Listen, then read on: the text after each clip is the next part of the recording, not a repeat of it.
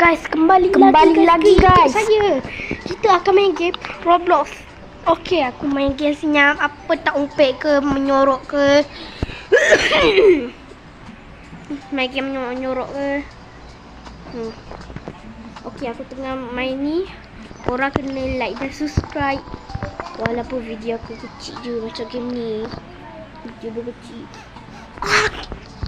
Okey guys, kita main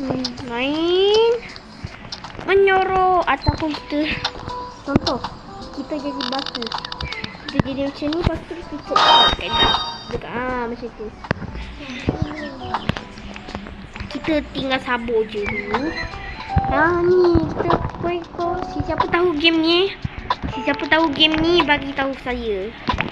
Saya rasa dekat video ni boleh ke komen?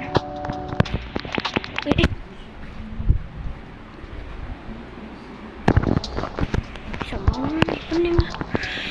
Ni pembunuh dah lah macam ni satu. Ya. Mana ni macam ni. Ya Allah, berapa kali aku dah menang ni. Ayo, peliknya. Haish. Macam mana ni? Aduh, korang nak give up je serabut lah. Sikit-sikit tu nak cari. Gigit pun otak dia tau.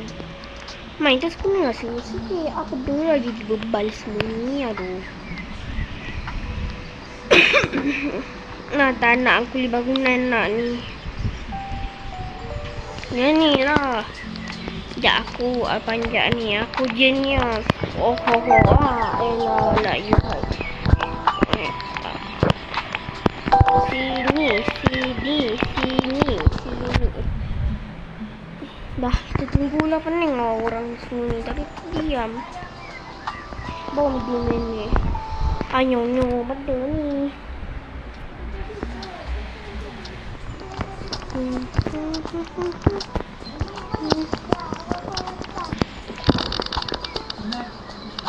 Baik, aku jadi jahat je lagi senang.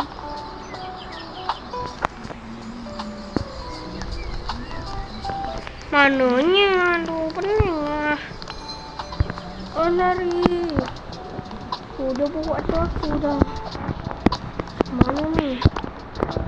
Macam mana ni? Aku dah